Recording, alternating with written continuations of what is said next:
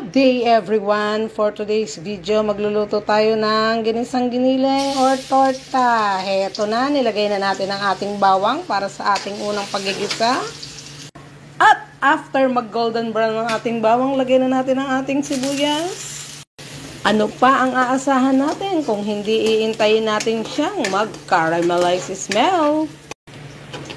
Pag na-achieve mo na ang caramelized smell na inaasahan mo, ilagay mo na ang giniling. At gisahin mo siya hanggang mag-golden brown. At habang hinihintay na natin siyang mag-golden brown, syempre inilagay na natin dyan ang carrot, patatas, paminta, tinimplahan natin ng konting toyo at konting asin. Ayan, presto!